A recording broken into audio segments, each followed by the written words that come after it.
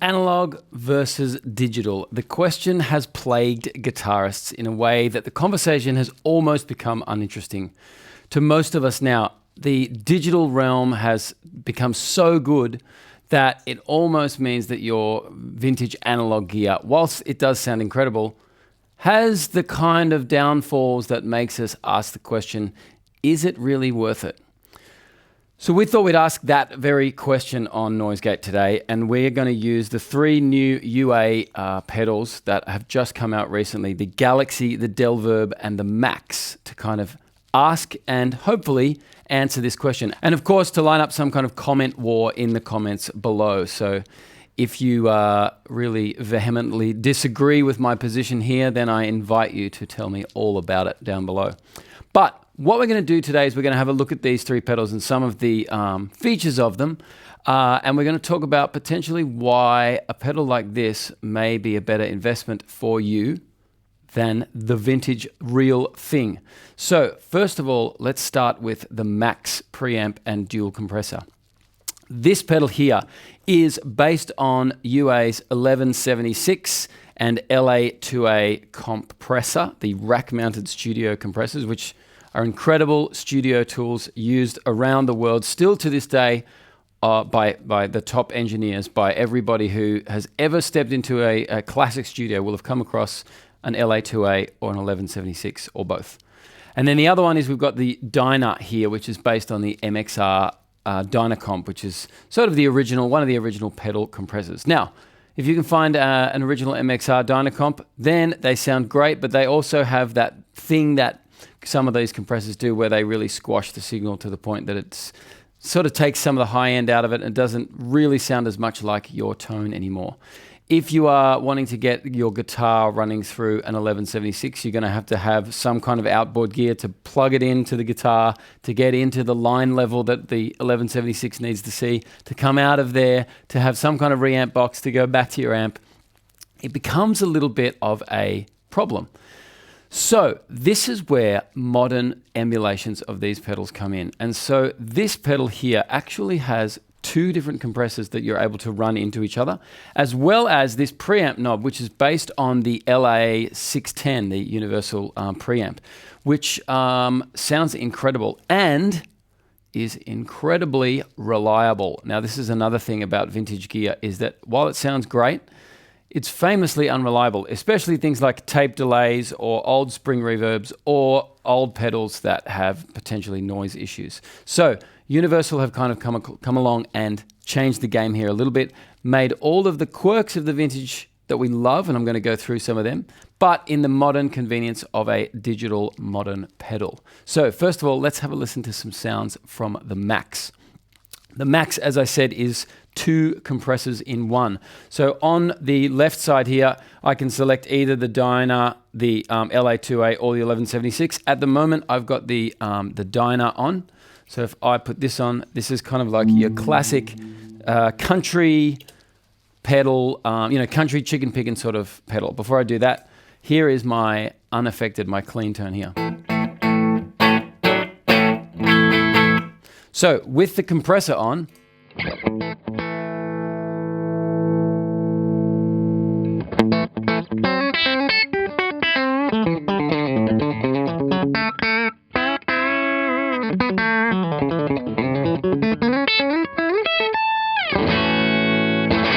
making all your country music dreams come true. But the thing I really like about this is that we've got this preamp as well.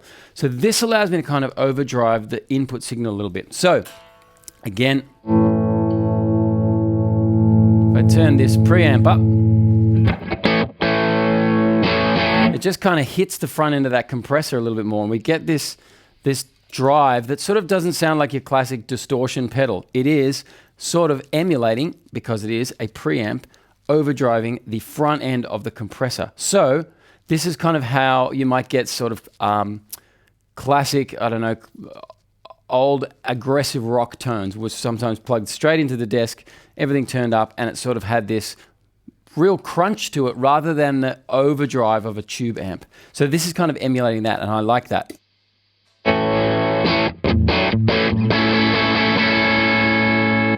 And I can then add another compressor on the other side. So on the other side, I've got at the moment the 1176, and I'm going to turn that preamp down. I've got these attack and release controls here and the ratio control there, so I'm going to set it pretty hot. And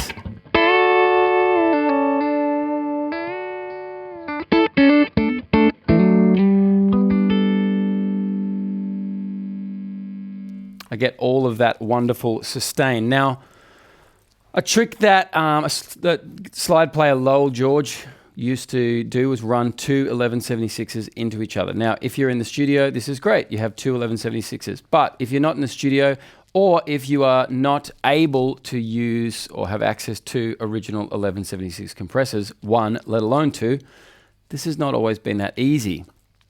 So what we can do here is actually run these two 1176s, just like Lowell George, I'm not sure I'm saying that correctly, but someone will tell me, into each other and get all of that wonderful sustain without getting too much overdrive. So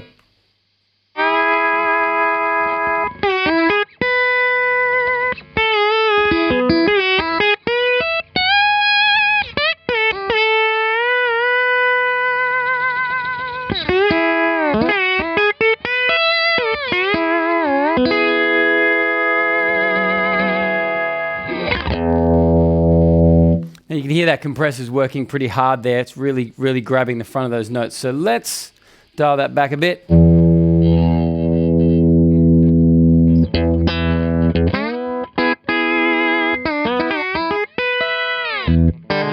Sounding great. Now, the other thing that a slide sound often really sounds good with is a spring reverb. Now, the Del-Verb over here has a spring reverb in it that I'm just going to quickly flick on for the sake of this. So two 1176 compressors running into each other into a 60s style spring reverb.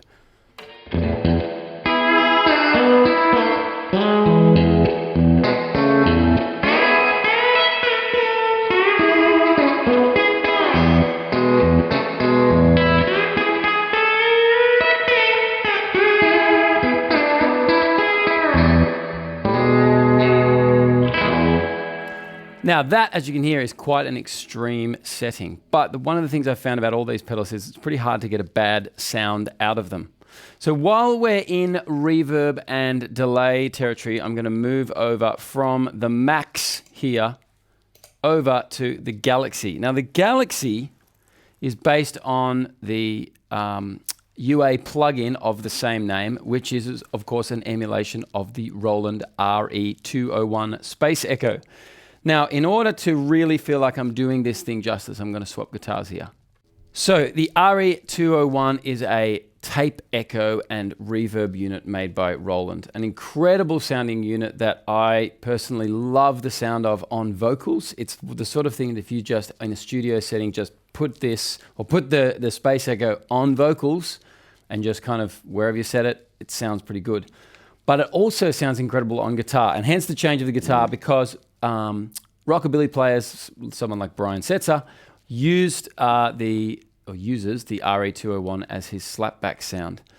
So the RE201, being a tape echo, has a whole lot of issues with its tape, and you have to get the tape and you have to make sure that your tape is relatively fresh, if not sort of new. Otherwise, it starts really degrading your signal. And I know we kind of love that sound, but if you do it for too much, then the tape wears out. It's got all of these sort of problems if you're on the road with them. I know I've seen an interview with Brian Zetz where he says he travels with about half a dozen of them because they're always breaking down and he needs them to be working. So most of us can't find one RE201 or afford it for that matter, let alone half a dozen of them. So we want all of the mojo of the original, but we don't want all of the issues with it. Again, this is where the Galaxy comes in. One of the great things about UA and the way they're emulating pedals and plugins as well is they have all of the kind of quirks of the originals, but in a digital and reliable version of the pedal. So one thing I really liked about this was some of the things you see on the original. For example, the delay time goes the opposite way to what we'd usually expect. So the further to the left I am, if I turn that echo up a bit further to the left I am,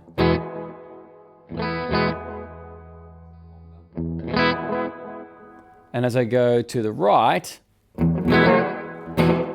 it gets shorter, which is usually the other way around on most pedals that we know. But it's what the original does, so it's kind of a cool addition to this pedal here.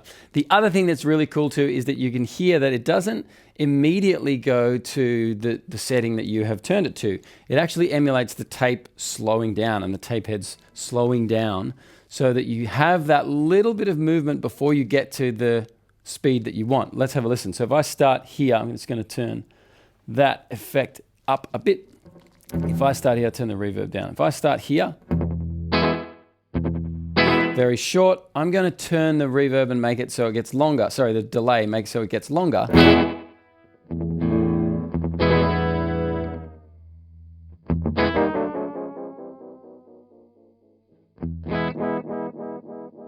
So that's kind of where I get to, right? But it doesn't get there immediately, which is really, really cool. And this is part of the magic of some of these old units, is that you get these in-between sounds that you didn't know that you were looking for. And that sort of thing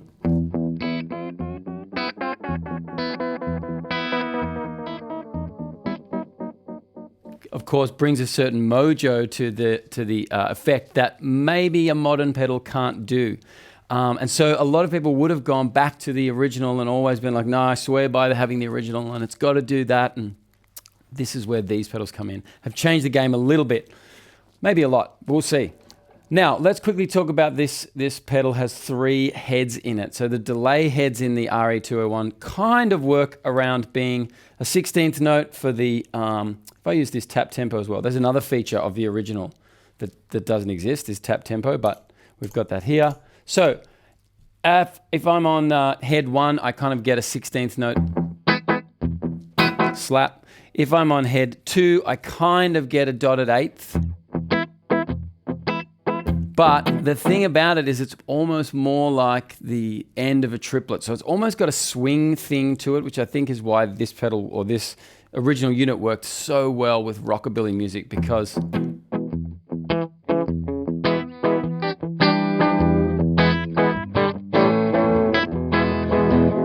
it's kind of naturally giving this great push and pull with the time. And then finally, we've got head 3 that we've got essentially a quarter note.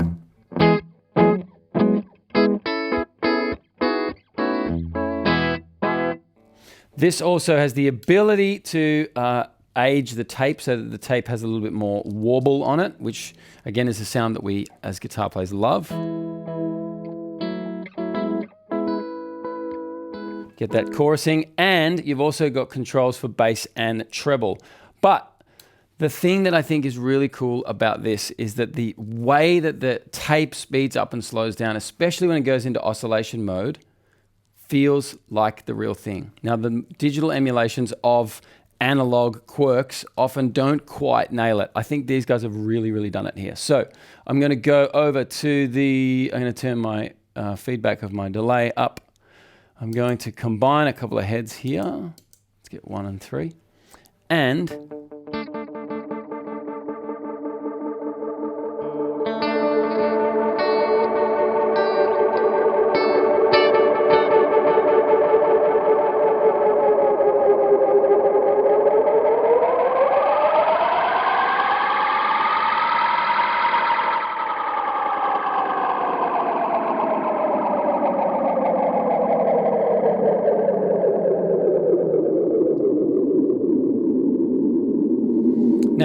If you're a Radiohead fan, you'll probably recognize that as the exact sound of the delay slowing down at the end of Fitter Happier on OK Computer, which I've always thought was one of the coolest versions or uses of that. That's clearly a space echo that's doing that in the original. And this actually sounds as authentic as I've ever heard any version of this pedal sound like. The other thing about the Space Echo is that it had a spring reverb in it. And the spring reverb is quite a dark sounding reverb that always sat really nicely behind, especially vocals, as I mentioned before, but certainly guitar as well. And they have really done a great job of getting that reverb to sound like the original here. So I've just got the reverb on.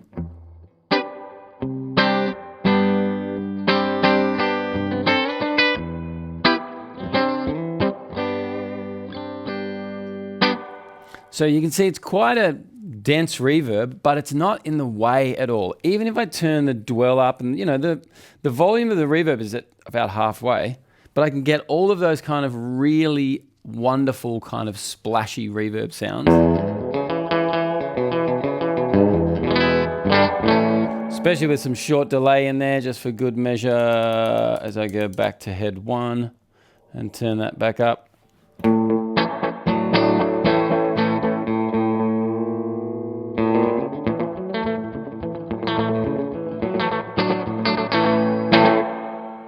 So heaps of reverb, but I don't feel like my tone is being swallowed all by the reverb, which is really, really an important part of reverb, because sometimes we want heaps of reverb, but we feel like our guitar original tone is kind of gone. This does a great job of not sort of letting that happen too much, even with quite extreme settings. So if I go up, at sort of silly levels.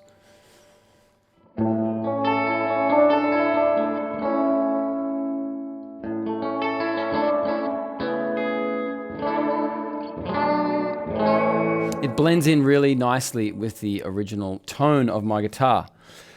So again, the incredible tone of this is kind of almost second to the convenience of what a modern pedal provides. So against the original doesn't have tap tempo. The original doesn't have as long a delay time as this one. The original does not take 9-volt power. The original does not fit on your pedal board. The original does need you to find and buy and install and maintain magnetic tape. And the original is very expensive these days. These are so much more affordable than the original, and will get you, I'm going to argue, 99.5% of the way there. And there is just that tiny bit of mojo that maybe an original anything has, but that's only 0.05% of 0.5% as far as I'm concerned. This has done an incredible job of making it sound like the original Roland unit. Now, we're going to flip over to the Del-Verb, and because of the color of this pedal, which is a wonderful kind of 60s teal, I'm going to change to the guitar I have that is the closest to that color and talk about that. Now, for the sake of tone, I'm going to leave the Max on here as well, because I think it just sounds great. Just a kind of a light compression, and that preamp in as well. But over here, the Del-Verb Ambience Companion, it is called. Now, if there was probably one effect that we had to have forever if you were on a desert island, I think most of us would choose reverb, and then we'd go, oh, but I also kind of want delay as well. So we'd have to choose one pedal that had both of them in it, and maybe one pedal that had a few great versions of both of them in it. So that's where the Del-Verb comes along. The Del-Verb is essentially a reverb and a delay.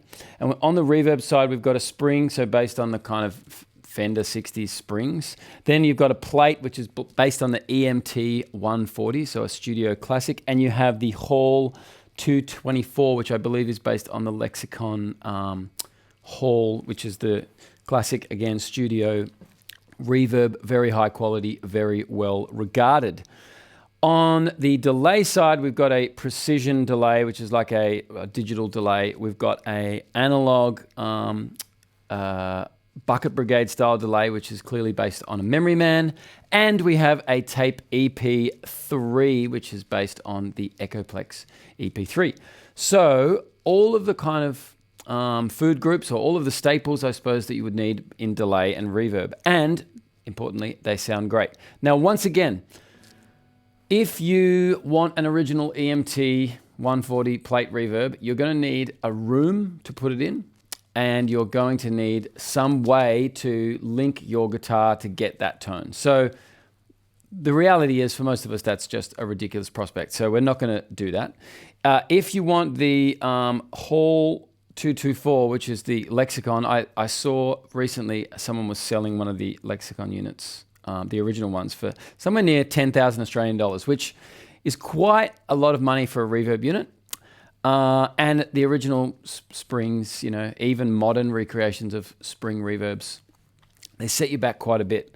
Similarly, if you want the EP3, you are going to have to find the magnetic tape. I guarantee you it will break all the time. Even if you buy a modern version of that same thing, like the Full Tone or something like that, it still has the same issues of reliability. And a lot of people love the sound of it, but it can never leave the studio because it doesn't last on the road. Similarly with the Memory Man, I have an original Memory Man, or at least an early Memory Man, and I love it. But I don't have it on any of my pedal boards because A, it's too big, B, it takes 24 volts of power, which is annoying, and C, it's currently broken. And that's just how these old pedals go. It still sounds awesome, and I'd love to be able to have the space to use it, but I just don't. And finally, a rack-mounted digital delay. I don't have something like that, and I don't carry a rack around with me for my tone.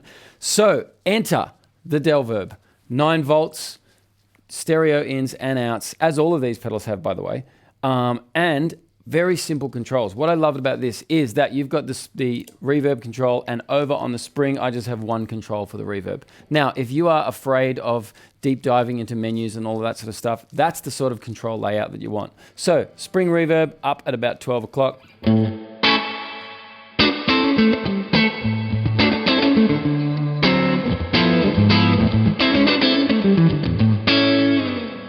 Which sounds awesome. Then we've got the plate. I'm going to leave the setting exactly the same.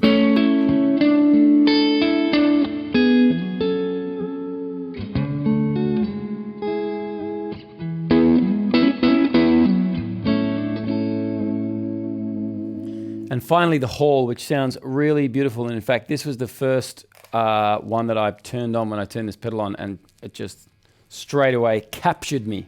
But it sounds like this.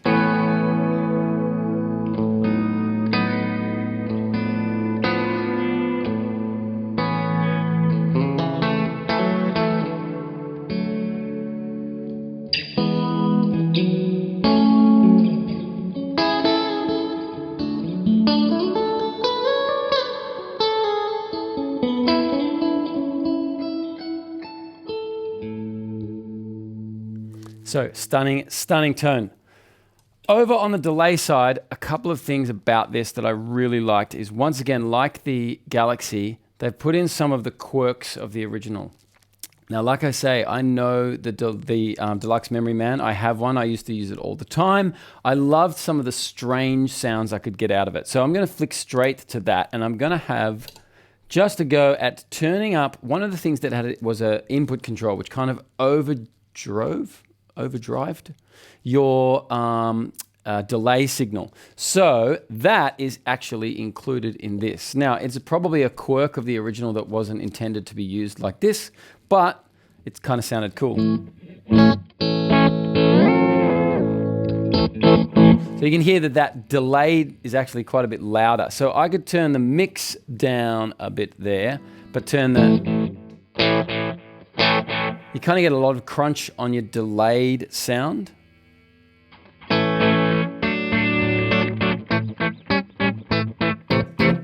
Which again is just like a more unusual tone. And in fact, someone who I think's used this quite beautifully recently is Blake Mills. And he kind of uses it in such a way that the delayed signal is louder than the first signal, but it was a really short delay. So he kind of gets this cool lo-fi slap thing.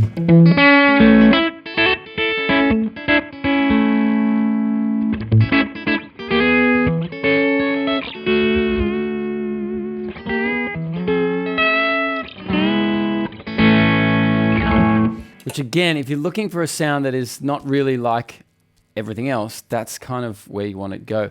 And the other thing that's cool about this is because it's actually knobs that you have to twist, there's a certain tactile nature of exploration that comes by, oh, what happens if I turn this up a little bit more? Just like the original. Again, I have a pedal board that is fully MIDI controllable, and I love the power and the convenience of it. But there is something really amazing about turning a knob with your hand and going, oh, that's what this is doing. That's how I want it to sound, you know?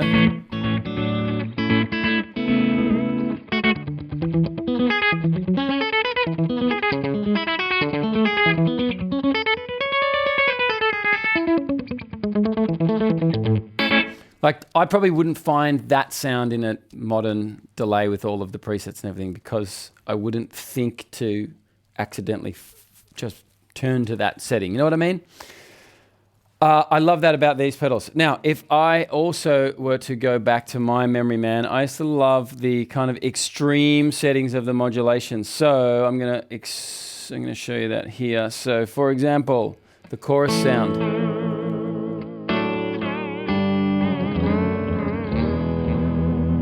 Sounds just as ridiculous as I remember the original did, but that's, again, part of its charm.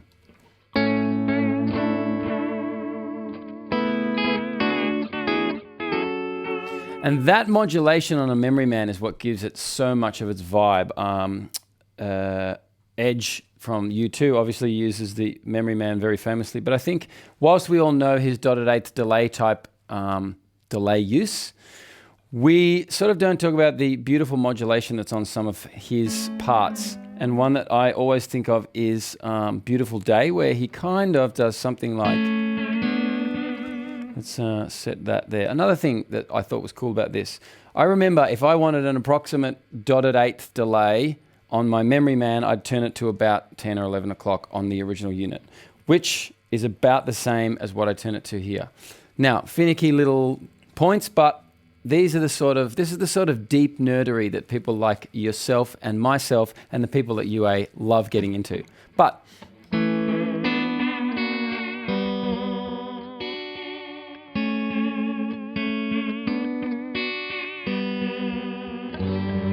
just reckon that modulation on the delay is such a beautiful part of that sound. And only, up to this point, only the Memory Man could really do it. But I reckon that this comes extremely close. Now, if I go quickly to the Tape Echo, the Echoplex, a couple of things in here that I think are really cool is that they've included the record level of the original. So if I want to have my delay, you know, quite thickly on my sound, but not overtaking, I can turn the record level down and have a lot of repeats of the delay, and it doesn't get in the way of my original guitar signal. So let's have a listen to that. So you can hear the delay is there and it's going quite a lot.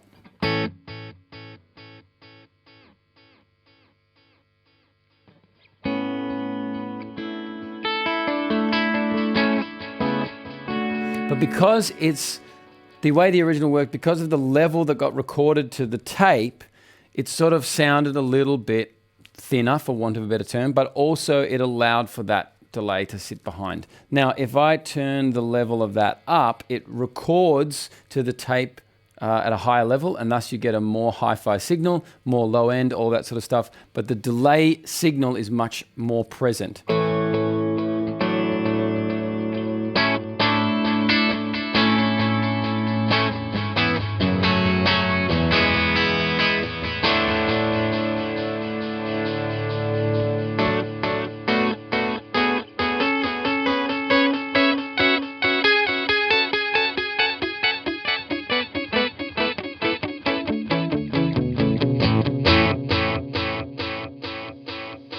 And of course, it does this thing as well.